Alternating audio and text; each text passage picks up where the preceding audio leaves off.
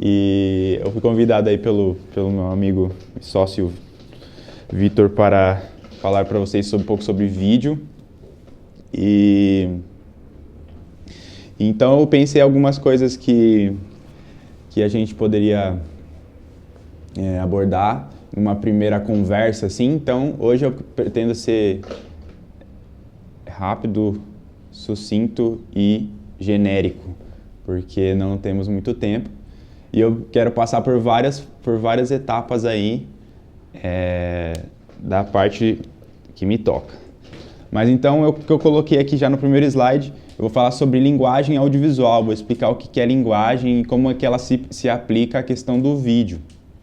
E aí tem um subtítulo aí que é como passar a imagem correta ou a mensagem correta, ou pelo menos a forma que eu imagino, a forma que eu penso, que eu acredito ser a melhor forma.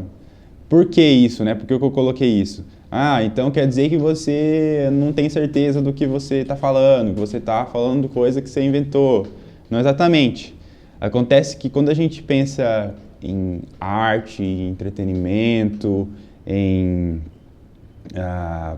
produção, ela tem várias convenções, realmente tem algumas regras e tudo mais que a gente pode seguir, eu vou falar sobre algumas delas, porém, muitas pessoas pensam diferente, é como se fosse uma escola, uma escola que eu falo de arte, né, ou mesmo seu posicionamento, ou como você pensa o mundo. Se você é de esquerda, você vai pensar as coisas de uma forma. Se você é de direita, vai pensar as coisas de uma forma. Então, é isso que eu tô querendo dizer para vocês. Então, existem algumas abordagens dentro da forma com que a gente trabalha. O próprio marketing, ele é super amplo. Tem gente que acha que você tem que ir para lá. Agora, tem gente que acha que você tem que ir para cá. E, às vezes, os dois têm resultados, né? Então, tem um cara aí que viveu há uns 2000 anos atrás, que chamava Paulo, que ele era um cara que ele carregava uma mensagem. E a mensagem dele era baseada no que ele tinha de registro bíblico. Então ele tinha as experiências pessoais dele com Deus e ele conhecia muito a lei, né? Ele conhecia muito a Bíblia, até onde a gente tinha o Velho Testamento, né? E quando ele passava e falava da mensagem dele nas cidades, algumas pessoas aceitavam de primeira, tipo assim, não, isso aí é a mensagem me impactou essa mensagem de Deus, realmente eu vou trazer isso para minha vida. Agora tem uma cidade específica que é Bereia, que Paulo foi e quando ele falava essas coisas, os bereanos, depois de ouvirem Paulo, eles não aceitavam de primeira, eles pegavam e iam lá na Bíblia deles e iam consultar para ver que se Paulo tinha falado era verdade mesmo. Então, e aí na Bíblia mesmo vai falar que os bereanos, eles eram mais maduros, eles estavam mais corretos em fazer isso. Mesmo Paulo sendo um cara correto e sabendo o que ele estava falando, o que ele estava fazendo, os bereanos eram os caras que iam lá e consultavam para ver se aquilo lá era correto mesmo. Então toda vez que a gente vê algum tipo de conteúdo, principalmente nessa era YouTube, que você entra, procura uma coisa lá, procura tráfego pago, vai ter 1 milhão de vídeos e às vezes um cara está falando coisa diferente da outra. Então, como que a gente vai saber para onde eu devo ir? Então, eu preciso consultar a fonte, ver, eu vou ler lá os manuais, ou eu vou seguir uma linha de alguma coisa, né? Então, essa é a ideia que eu queria que vocês pensassem. Então, eu vou dar uma geral na forma com que eu penso, com que eu vivo, as regras que eu gosto de aplicar, eu vou explicar por que às vezes eu não aplico alguma regra, não sei, durante o papo a gente vai conversando. Beleza? Beleza. Deixa eu ver para onde que eu vou aqui. Pergunta, o que é um bom vídeo, Bruno? Cara, pra mim um bom vídeo é um vídeo objetivo, ele tem que ser criativo, tem que fazer as aplicações corretas dos elementos e você tem que aplicar muita técnica nele. Esse pra mim é um bom vídeo. É mesmo? Bom, nesse caso aqui... Pra mim é o mais caro. É mais caro, tá pra mim também. Um bom vídeo, o que eu coloquei objetivo aqui? Não é que ele tem que ser objetivo. Provavelmente ele tem que ser objetivo também, mas ele precisa ter um objetivo. Ok?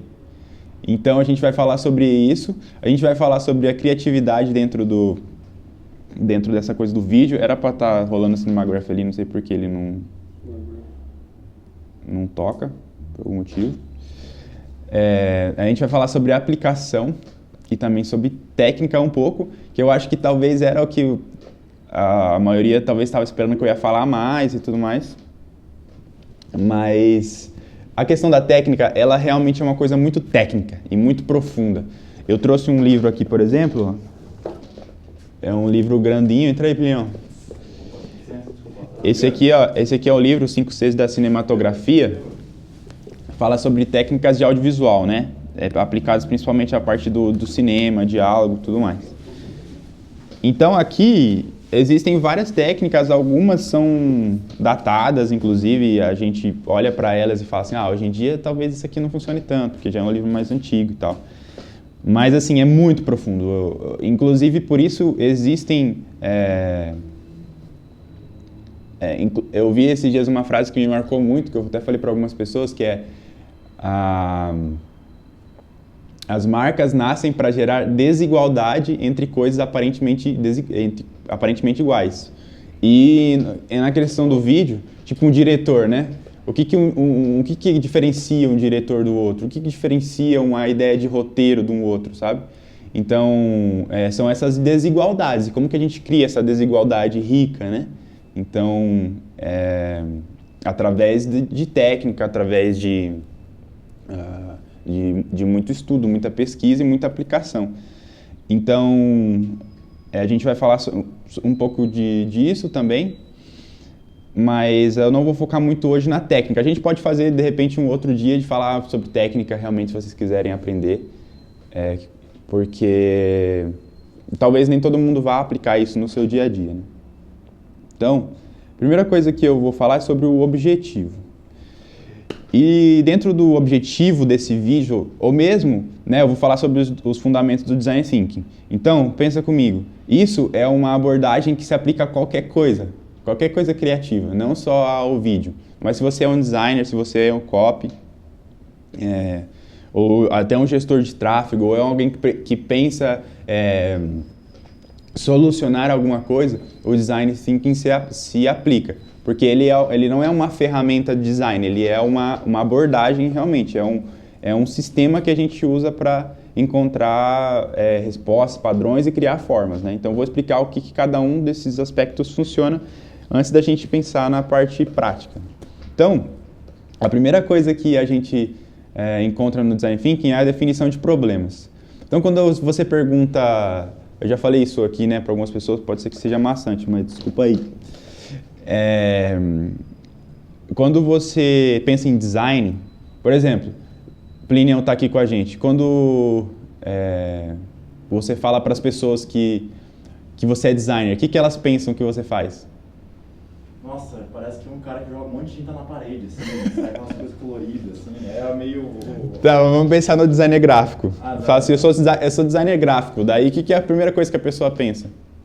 Ou melhor, quando você fala assim, o que é design para as pessoas? Tipo, se você perguntar para alguém o que é design, ele vai falar para você, é um criativo, é uma arte. É uma arte. Uma arte, né? Uma arte, uma propaganda, uma composição, uma forma, né? Então, realmente, essa é uma etapa do design. Ele não é o design em si. O design, ele serve alguma coisa, né? Então, a criação de formas, que é isso, a arte, ela é uma etapa do design, mas ela não é a etapa completa. Então, a gente passa primeiro da definição de problema. Para você criar uma arte, você precisa primeiro saber qual o problema que essa arte resolve. Por que eu vou fazer essa arte? Porque o cliente X precisa mostrar que ele está com uma promoção no Shopee e tal, então esse é o problema. Então a gente precisa resolver isso de alguma forma. Então, a primeira etapa do Design Thinking é a definição de problemas. Vou passando rapidão aqui, tá, galera? A segunda etapa do design, então, seria a geração de ideias. Ainda não é a criação de formas, então ali é onde a gente vai sentar e a gente vai trabalhar em equipe e tudo mais, a gente vai pesquisar, essa é a parte de pesquisa. Como que a gente comunica isso da melhor forma? Como que a gente aplica as questões individuais desse cliente nessa forma que a gente está criando. E por último, e o que a maioria das pessoas imaginam, a criação dessas formas. Então, daí vai a realmente botar a mão na massa e fazer o que a gente precisa fazer dentro do design gráfico, dentro de vídeo, dentro de design de produto. Imagina um design de produto. Design de produto é mais fácil de entender, talvez. Eu preciso resolver... Imagina o cara que inventou a cadeira, velho. A cadeira de escritório. Sabe? O cara precisava resolver um problema que era tipo, o cara ficar sentado, trabalhar sentado de forma confortável e que ele ficasse horas ali e tal, e que aquilo ali não, gerasse conforto, que não gerasse lesões e tudo mais. Aí na parte de geração de ideias, o cara não ia pensar só o desenho, a ergonomia. Ele ia pensar em engenharia também da cadeira. Porque eu não posso deixar um parafuso que vai machucar a pessoa quando ela senta.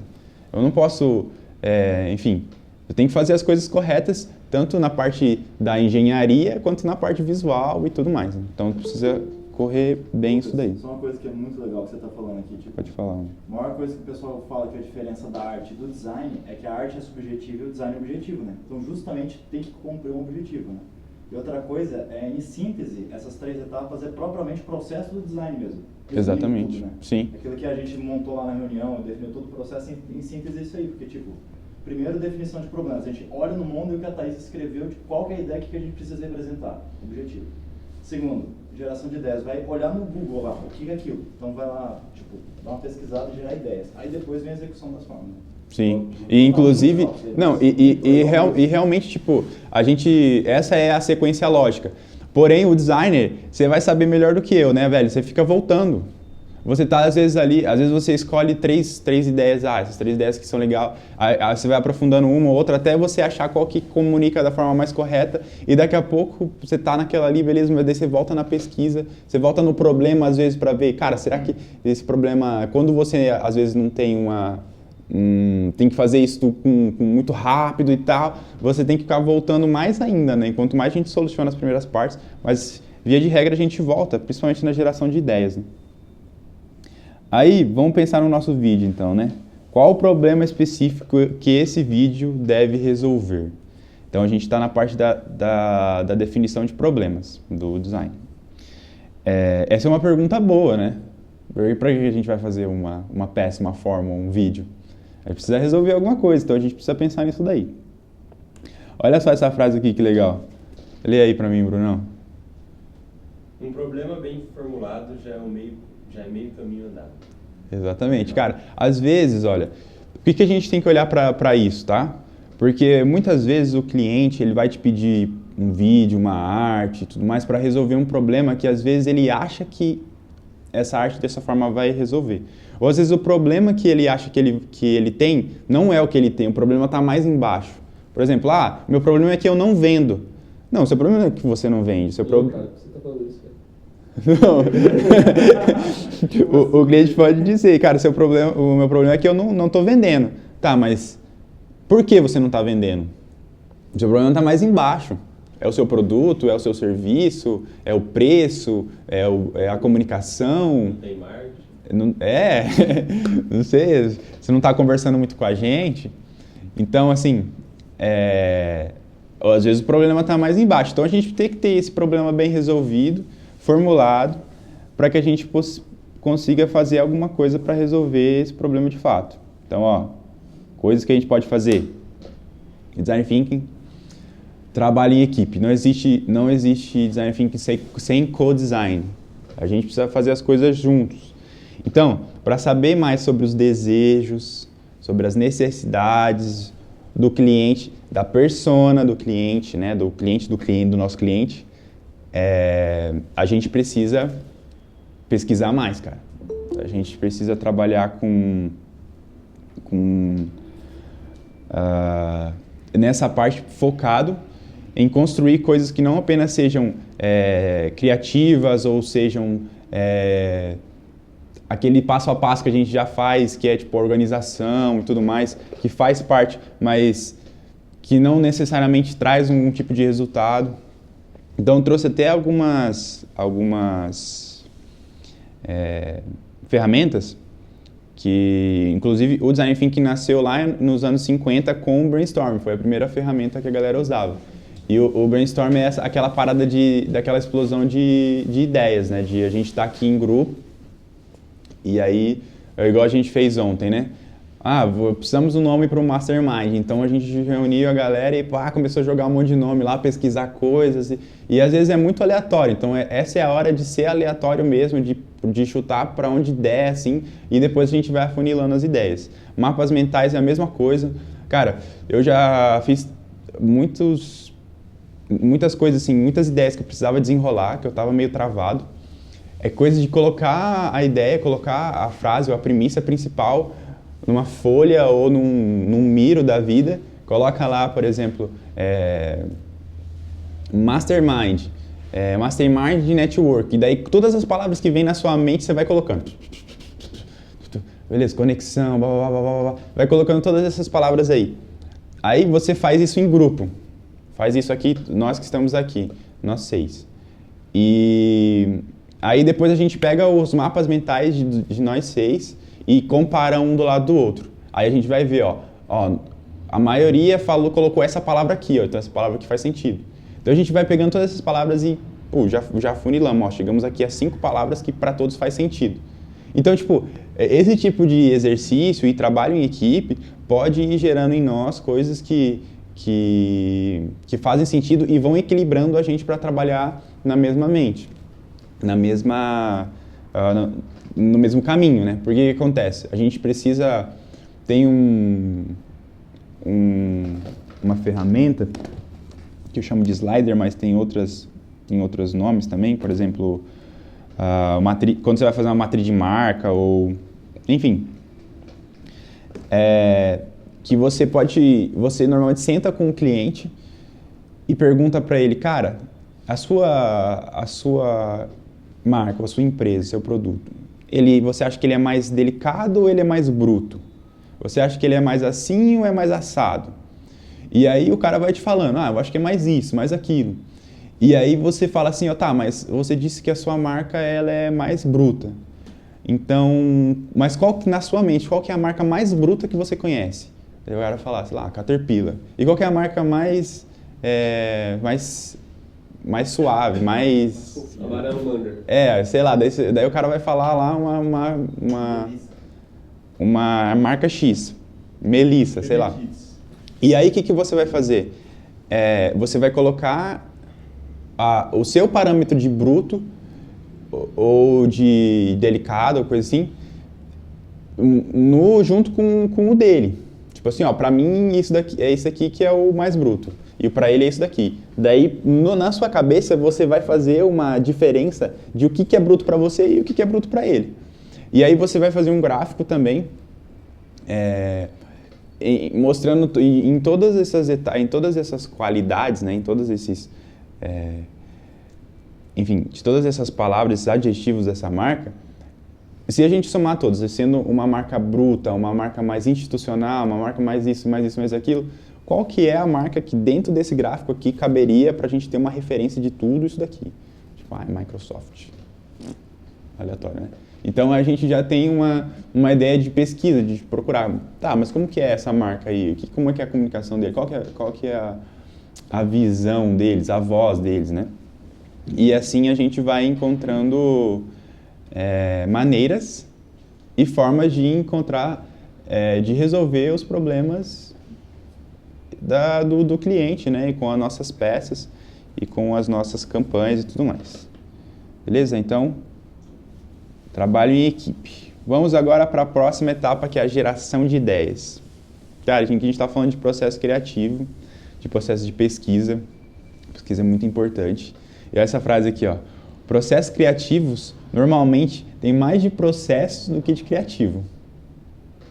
Então, assim, às vezes a gente fica tentando, sei lá, viajar e tal, mas no nosso âmbito pessoal de trabalho seria legal a gente começar a estipular alguns tipos de processo. Tem gente que sai, caminhar, né, o Wellington sai a caminhar. Você pode sair caminhar para ver a cidade, você pode... Encontrar os filhos. Você pode assistir um filme, ou você pode realmente ir pesquisar alguma coisa diretamente, ou ler um livro, ou pegar um papel e ficar rabiscando, assim, não sei. Mas criar processos no seu... Nossa, Thaís, que inveja, hein? Deu mó fome, hein?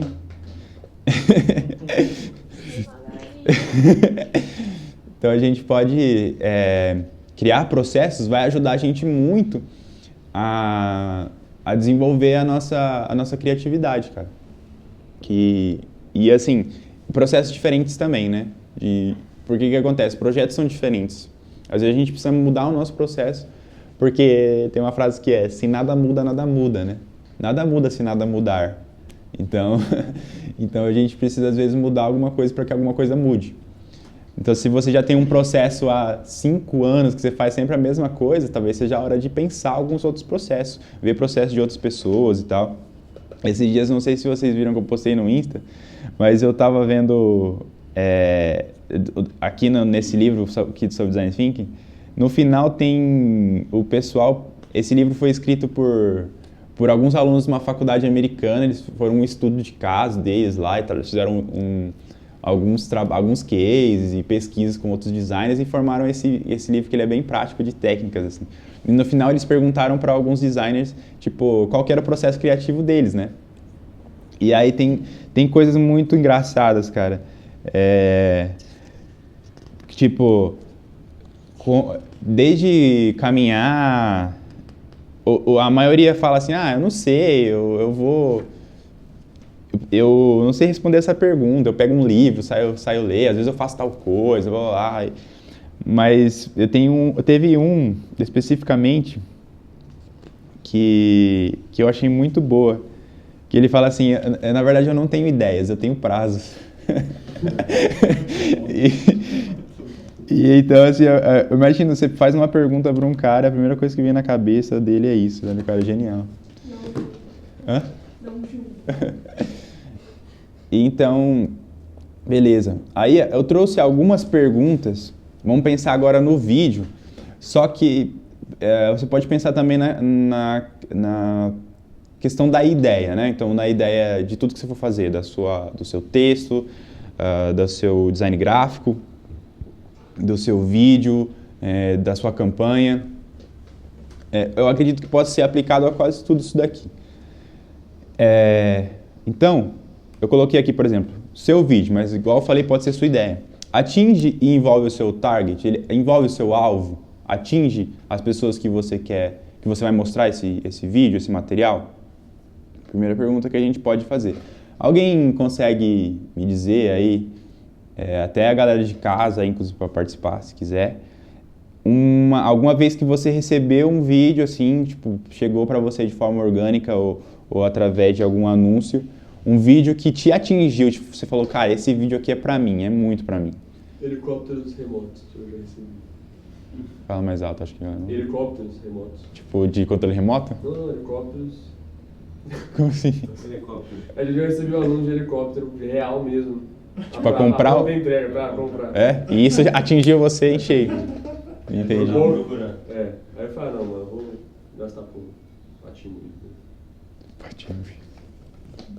Tem um que semana retrasada ou passada, se não me engano, me atingiu a ponto de eu também ter vendido pro Diego o negócio, que era Regbox.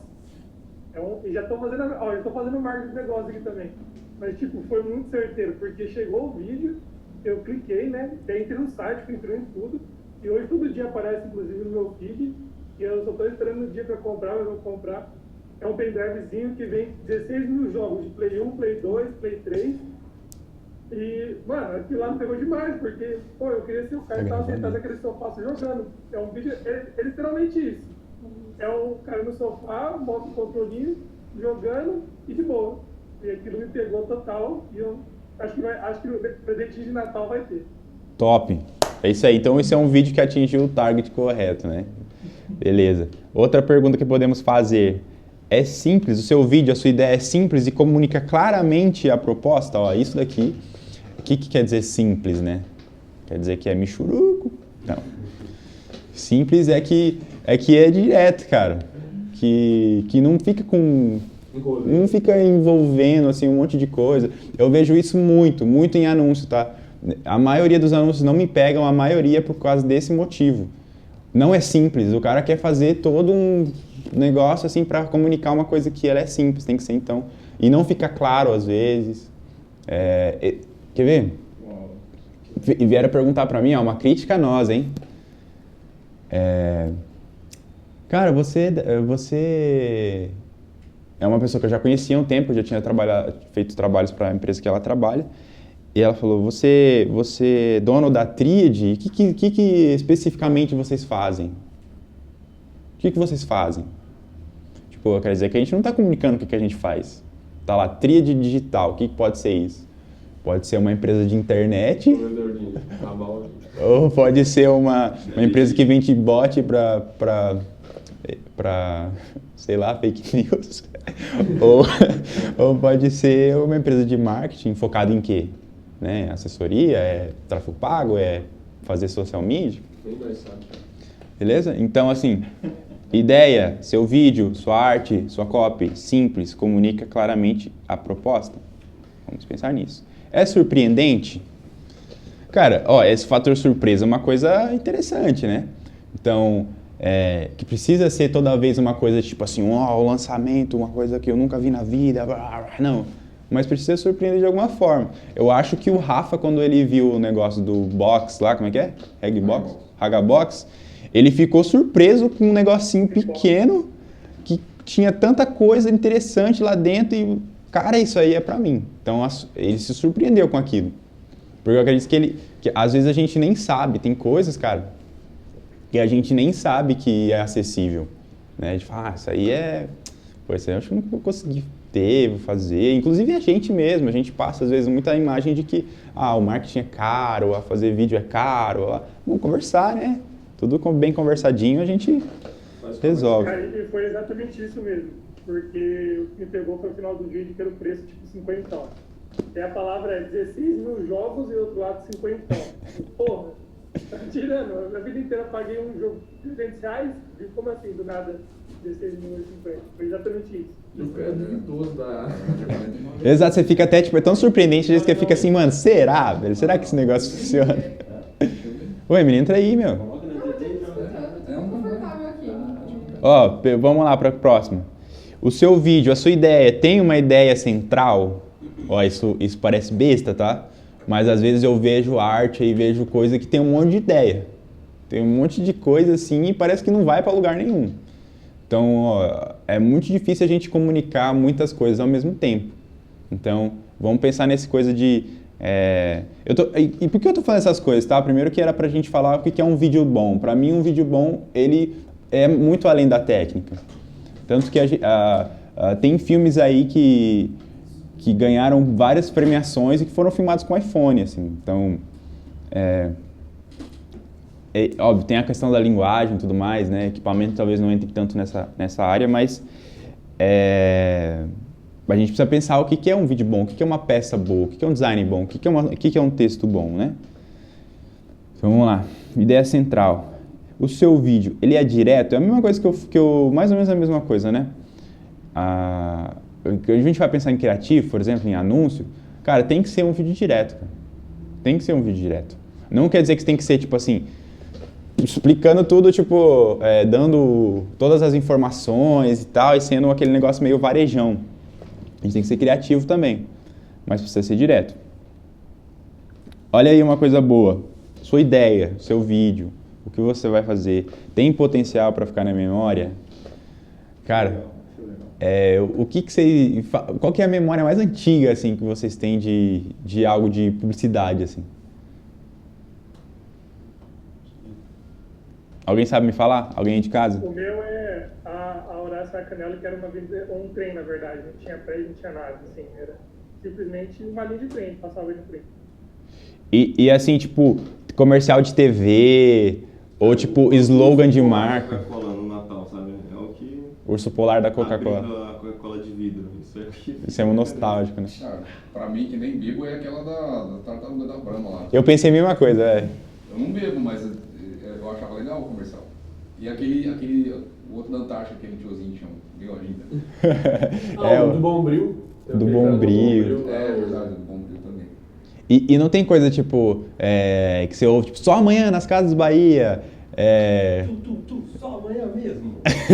Esses slogans, essas coisas que ficam na mente, né? Tipo, aquilo lá, cara, talvez o cara não pensava não imaginava que poderia ser uma coisa que tivesse viralizado e tudo mais, mas com certeza que teria um potencial de ficar na memória, né? Quando se faz aqueles jingles, as musiquinhas e tudo mais, é em relação a isso, né? Então... Mano, eu tenho o número da farmácia São Paulo na cabeça desde os 10 anos de idade, que eu registro, tá ligado? Tipo, eles podem falar agora, 32227888. Os caras mudou o andarilho deles. É o mesmo pra mim desde a quarta série. Eu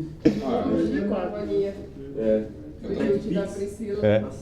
Até que Pix. Sabe a TechPix? Polishop. Sabe o número? Agora eu não lembro. É. Era 0800. Cara, tem Fala, o, Vidal. tem o do Danoninho também, que é o sorvete de Danoninho, tá que o cara pronto fala sorvetinho. que tá pronto sorvetinho. Essa é muito boa, cara. Sim, muito Só bom. pegar Da uma época que eu assistia... E era um japonês mó bonitinho, mano. Era uma Quando você fala em jingle assim, eu nunca consigo lembrar assim né? É o da Dolly, cara. Dolly Guaraná. Aí depois voltou a tona no modo cabreiro, né, mano? Não, e olha só, na Copa passada, cara, eles lançaram uma música muito boa, muito viralizante, que é aquela do... foi Pelé, foi o Mané... Agora já esqueci, mas na época todo mundo aprendeu essa música, assim. 52 foi o Pelé. Tipo... Primeiro a ser tricampeão, pá, tipo, e aí, cara, aquilo lá ficou muito assim na cabeça do pessoal e eu acredito que se eles não inventarem nada vai voltar isso aí. E todo mundo aprendeu, mano, e foi uma coisa que ficou na cabeça, assim, e aquelas coisas meio chiclete, assim. Então é importante a gente pensar nisso. Beleza? Vamos continuar aqui. Reflete a personalidade da marca, ó, aqui a gente começa a entrar já em âmbitos que a gente patina bastante, hein?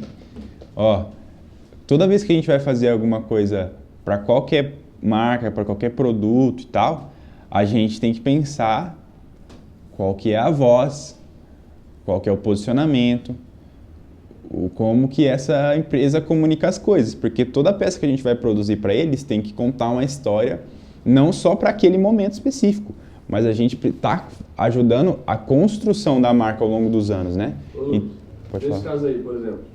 Vocês estão escutando aí, pessoal? Ou não? Tá. Não? Por exemplo, a gente trabalha com empresas que às vezes não tem um brand, eles não focaram em construir um brand.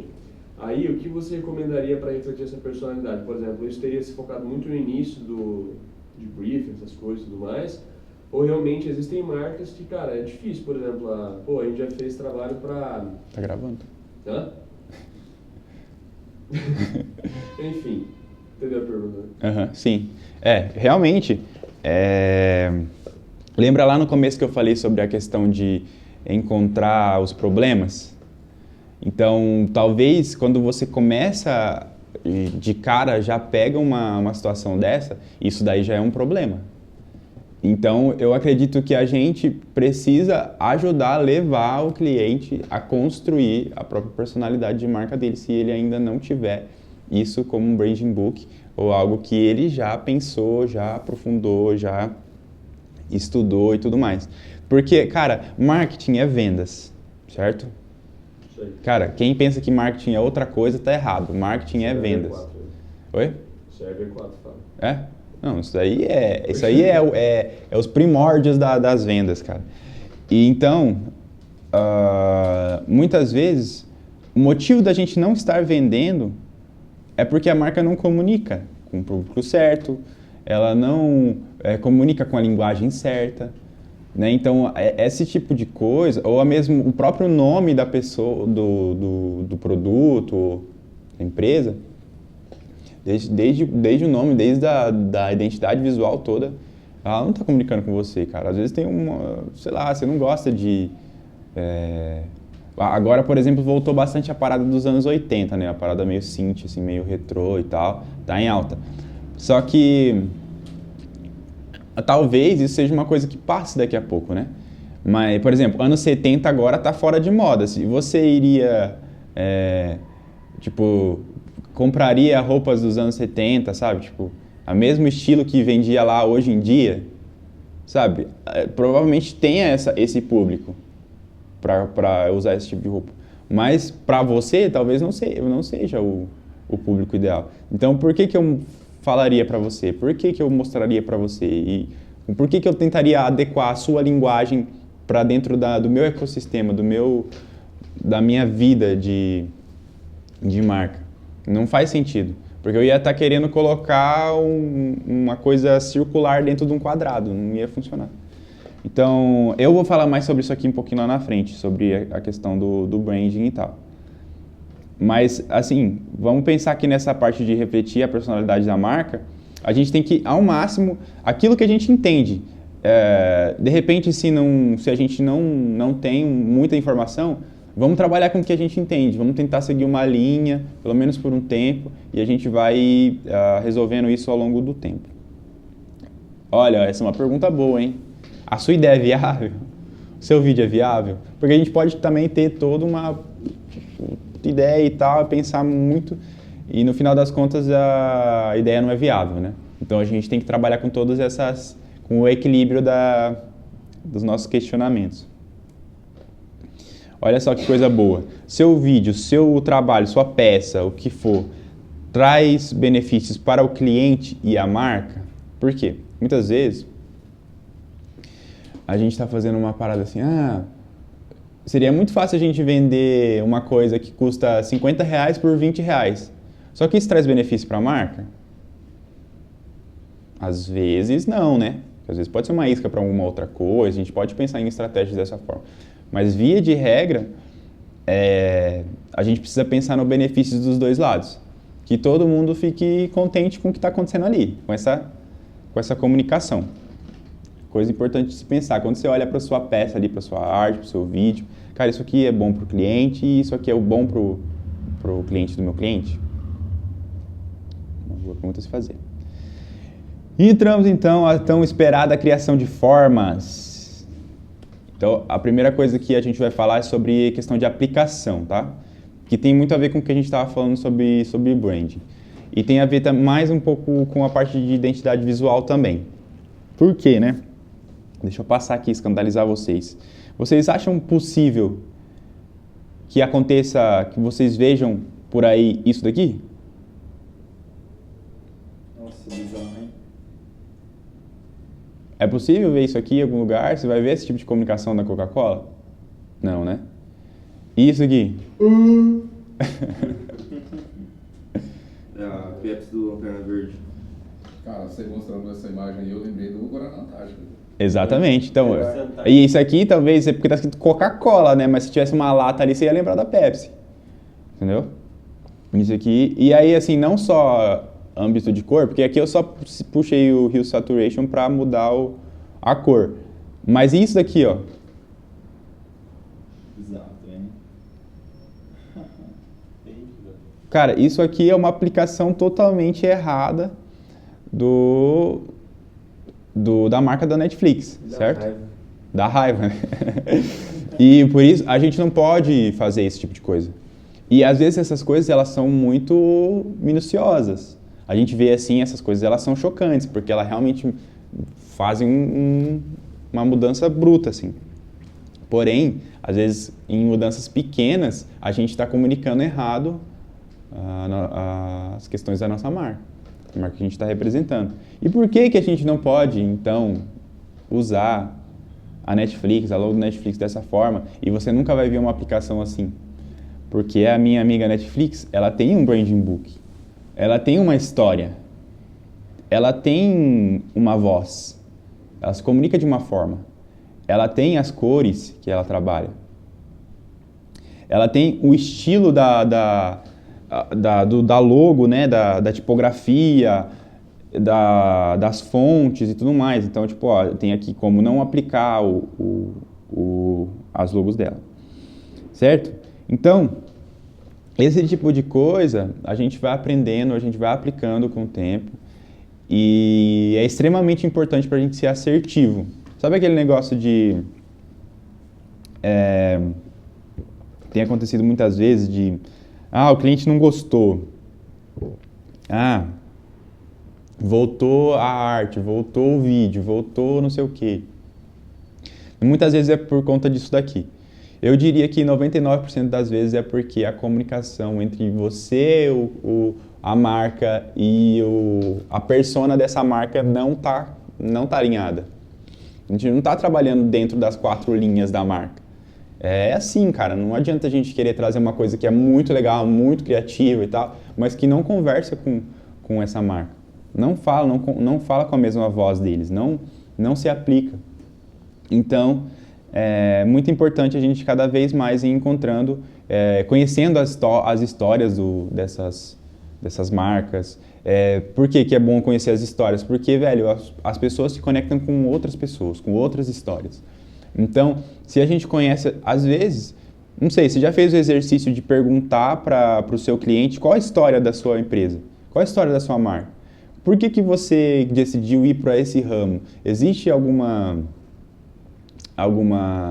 situação? Às vezes o cara vai ter vergonha, às vezes o cara vai falar assim, quando eu era criança, a minha avó fazia paçoca pra gente e eu adorava paçoca, era muito bom. Daí eu cresci e tal, fui trabalhar com TI e tal, mas o meu sonho sempre foi abrir um lugar para vender paçoca. Queria fazer uma marca de paçoca, por causa que a minha avó fazia paçoca e eu gosto de paçoca e nos momentos que a gente se reunia para fazer junto, eu tenho muitas lembranças, minha avó me falava muitas coisas e depois a gente comia com os meus primos. Cara, às vezes o cara vai achar que isso é uma coisa fútil, assim, só porque a gente comia paçoca. Mas isso comunica muito com o seu cliente, cara. Comunica muito com a persona dessa marca. Então, às vezes você, de repente, fazer um vídeo de uma dramatização de uma situação dessa, de relembrar lá e no meio você colocar um depoimento do cara falando, tipo assim, e aí tal, e aí você representa. Às vezes isso comunica de uma forma que o seu público vai engajar, cara, que o seu público vai querer. Vai ver valor a mais nessa marca porque ela tem uma história, ela tem um porquê, ela tem um porém, ela tem um quê de... não é só pelo produto, saca? Não é só... O cara não tá vendendo uma coisa que é só porque ele quer ganhar dinheiro, mas é porque aquilo ali faz sentido para ele, ele ama aquilo, ele vive aquilo. E muitas vezes a gente precisa tentar encontrar essas brechas para ouvir essas histórias e contar essas histórias da melhor forma possível. Pode falar, Pinhão. Lucas, tem, essa parte da marca é muito visual, mas às vezes na copy também transparece isso, né? Por exemplo, o exemplo que aconteceu ontem com o cliente lá da Bold Draw. Tinha uma parte na copy do carrossel que a gente falou assim, que é para você chegar e arrasar. E aí, ele depois conversando com o homem lá, ele falou assim, é uma coisa que não faz muito sentido fazer a marca, né? Tá vendo? Beleza. Não faz muito sentido, porque é uma marca refinada, é uma coisa elegante, então ninguém vai usar isso porque quer chegar e arrasar, entendeu? Então, aí depois a Carol colocou uma frase bem mais legal, muito mais assertiva, assim. Então, isso representa ali até na copy mesmo. Exatamente. Não só propriamente na parte visual de design também. Né? Sim. É o que eu falei sobre voz, né? Sobre, né, essa coisa da linguagem, da voz e tal. Que as marcas, igual que eu falei, quando você pensa branding, não é uma identidade visual, ou não é só uma identidade visual, é tudo, é como a marca comunica, e tem a ver com isso, né? Então, beleza, vamos avançar aqui. Vamos falar sobre linguagem agora, né, que era realmente o tema do da nossa conversa aqui.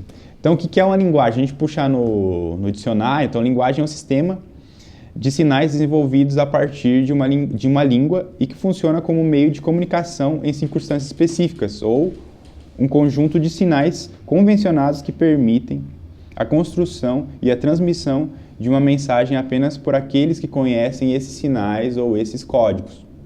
Beleza? Então, isso é uma linguagem, né? Então, quando a gente pensa na linguagem audiovisual, é a mesma coisa. Só que é um sistema de produção de sentidos, né? Então, e aí esses sentidos eles vão ser transmitidos através de algumas ferramentas, né? De algumas regras. Que quando a gente mostra para quem está assistindo, a gente comunica alguma coisa. A gente usa essa linguagem audiovisual, linguagem cinematográfica, o que seja, para a gente mostrar para a pessoa o que é mais importante ali, aonde que ela tem que olhar. qual que é o detalhe que ela tem que perceber, né? O que ela tem que ouvir, o que ela não precisa ouvir, né? Então, dentro da linguagem audiovisual, a gente vai pensar disso. Tá, vamos lá. Então, o Titãs mentiu pra você, cara. O acaso não vai te proteger enquanto você andar distraído. Dentro da linguagem, ou dentro do audiovisual, dentro do... Quando você está assistindo um filme, cara, esquece que acontece coisa por acaso. Não tem nada ali por acaso. Tudo é provocado, tudo é pensado para que te provoque algum tipo de... produza em você alguma sensação. Então, desde as cores, a luz, o enquadramento, o mise-en-scène, que eu vou explicar mais pra frente, tudo isso tem a ver com algo que o diretor, o roteirista, os criadores desse processo pensaram em comunicar para você. Então, eu vou falar sobre o mise-en-scène aqui. O que é mise-en-scène? Esse é um termo do francês que significa o que está em cena, né? Pôr em cena. E, então, é uma coisa que vem do teatro e que... Odri, chega aí, mano. Chega aí. É uma coisa que vem do teatro, que quer dizer tudo que envolvia aquela cena, tudo que estava acontecendo ali. Então, cenário, figurino, maquiagem. Então, antigamente era muito mais ainda, né? E quando a gente pensa em vídeo, então se limita ao que está dentro do quadro, né? Então, quando a gente está gravando, o mise-en-scène é o que está dentro do quadro, é o que a gente está ali com a câmera gravando. E isso nos dá uma liberdade até maior da gente poder montar estruturas em volta, da gente poder isolar algumas partes e mostrar exatamente aquilo que a gente quer. Às vezes no teatro, você não conseguia realmente isolar assim, todas as partes do que estava acontecendo ali. Ia ser mais difícil. Mas no vídeo a gente tem total controle disso. E a gente poderia falar sobre cada um desses elementos e como que eles influenciam na narrativa, na mensagem que a gente quer passar, na imagem que a gente quer passar, tipo, por exemplo, cenário, né? Pô, se a gente pensa num cenário de época, sei lá, se a gente pensa nos anos 80, assim, qual que é o cenário que vem na cabeça? Uma balada. Uma balada meio disco, assim, e tal. Então, você acha que caberia um sertanejo universitário num filme de anos 80? Não. Não, né? Então, figurino, mesma coisa. Dá pra usar, tipo, as roupas de agora? Não dá. Maquiagem, né? Então, maquiagem não é só aquela maquiagem de, tipo, beleza, né? Mas pensa no começo, lá nos anos 20, sei lá. O Frankenstein. Tipo, aquilo que transformava ele era toda uma maquiagem, coisas coladas no corpo dele, tipo, cicatrizes falsas e tal. Então aquilo comunica de alguma forma, né? Movimentação dos atores e tudo mais. Então isso aqui é bem técnico, é bem profundo, igual eu falei antes, pra gente conversar mais pra frente. Tem que avançar que eu já tô... Então, narrativas através de enquadramentos. Então tem a questão dos tipos de plano. Toda vez que a gente for gravar alguma coisa, você não pode simplesmente colocar... Quer dizer, você pode, mas você talvez não vai estar comunicando a forma que você gostaria. Se você colocar uma câmera em... Tem outras questões também, mas vamos pensar só em enquadramento agora, nos planos, aliás. Existem os planos gerais, né? Existem os planos médios, existem os closes, né? Vamos repartir dessa forma. Quanto mais próximo você se aproxima do objeto, da pessoa, mais importância aquilo lá tem, entende? Então, o que você quer mostrar, às vezes como que a gente vai usar closes, assim?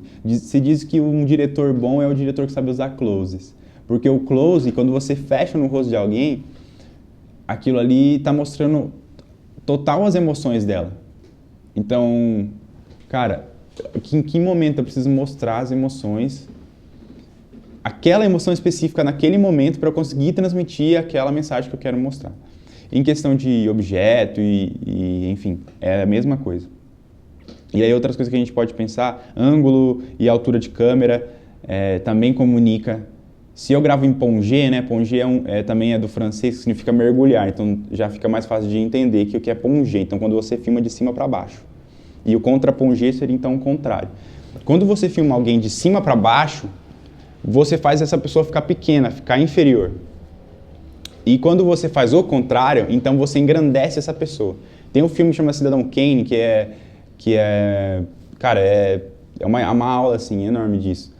Que tem um movimento de câmera, que tá dando uma palestra num anfiteatro, vai se aproximando, e cada vez que se aproxima mais, a câmera vai descendo, e quando chega no final ele tá gigante, assim. E aquilo lá dá uma autoridade para ele enorme. Então, mas também é uma regra que pode ser quebrada. Por exemplo, tem um filme antigo de Hitler, né? O Hitler tá discursando, então ele tá nessa câmera de baixo para cima, e como se ele estivesse lá grandão e tal, e depois corta para uma câmera em plongé, que ele tá caminhando, tipo, sozinho, assim, num corredor, e em volta dele tá uma multidão de soldados, assim. Então, quando você olha aquela imagem, de cima para baixo, ainda mostra um poder, assim, do cara sozinho, caminhando ali, no meio de uma galera, assim, de um monte de soldado. Então, seria uma regra, o cara quebrou uma regra, mas conseguiu comunicar a mesma mensagem.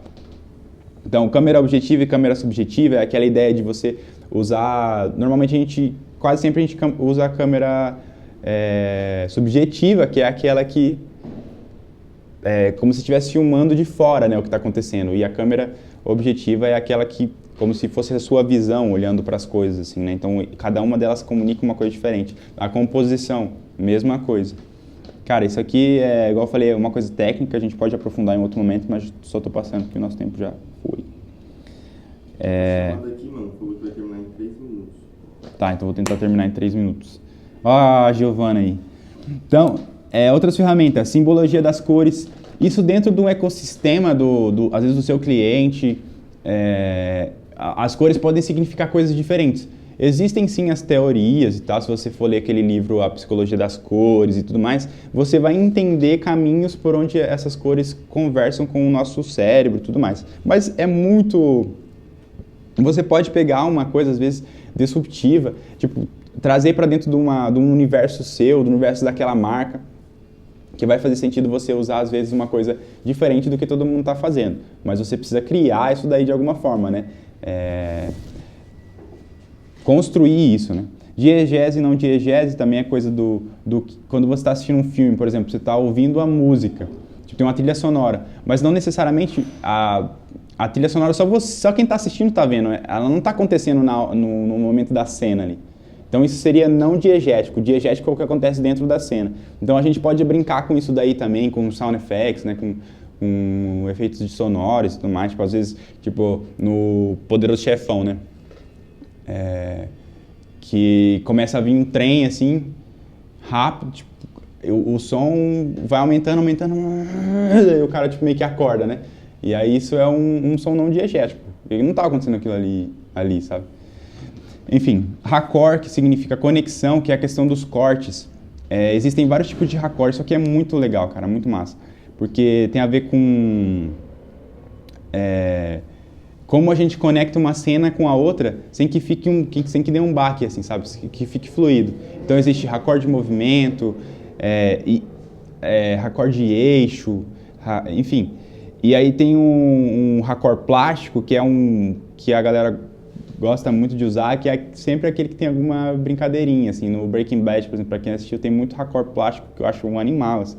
De estar, tipo, numa poça d'água, assim, tipo, o cara pisa na poça d'água, daí corta pro cara com um saquinho de chá, assim, numa xícara. Tipo, e aí fica o mesmo enquadramento, assim, só que uma coisa diferente, só que comunica aquela mudança de cena. Câmera e lente também, a lente comunica muito, porque pensa comigo, se eu usar uma lente dessa distância onde o Nicolas está, eu consigo captar o mesmo enquadramento. Só que se eu usar uma outra lente e for mais para trás, uma lente mais fechada, eu pego o mesmo enquadramento. Só que muda alguma coisa ali, né?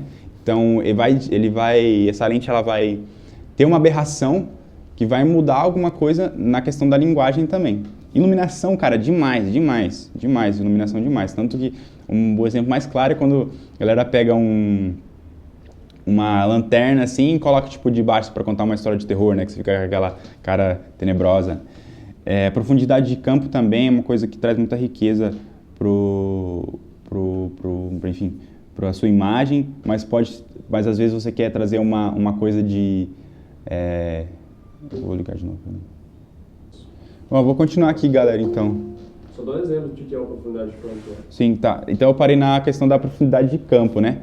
Então, o que é essa profundidade de campo? Se eu tô parado aqui, onde eu tô, né? Atrás de mim tem uma parede.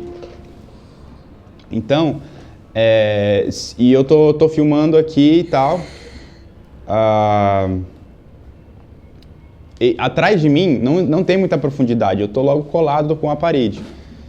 Isso pode trazer uma ideia de alguma coisa mais claustrofóbica ou mais, sei lá, mais...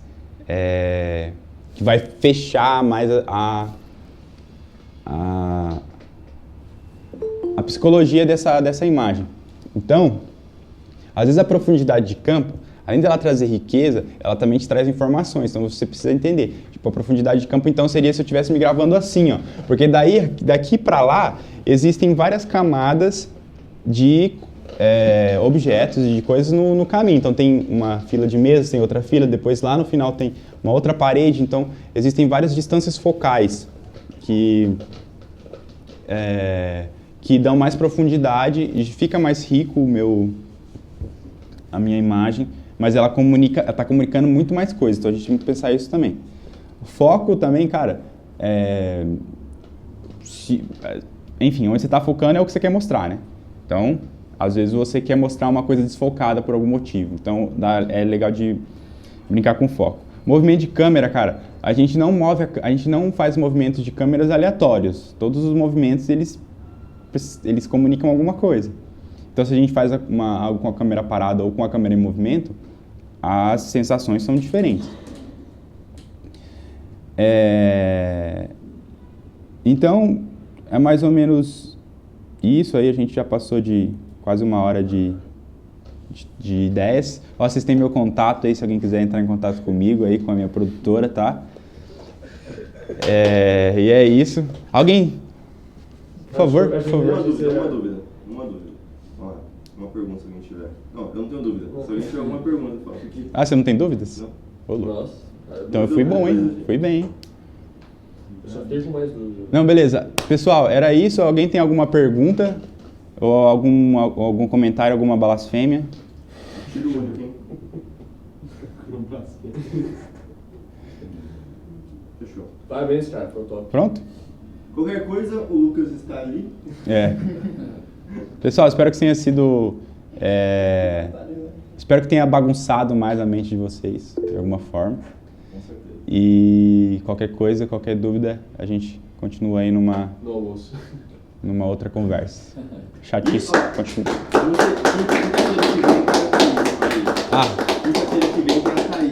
Quinta-feira que vem tem a Thaís aí com muitos conhecimentos profundos e embasados em muitas coisas. Tráfego pago. Ela vai falar sobre tráfego pago. Fontes da minha cabeça. Fechou. Beijo, gente. Até a próxima, até mais tarde para alguns. É nóis. Falou, até daqui a pouco.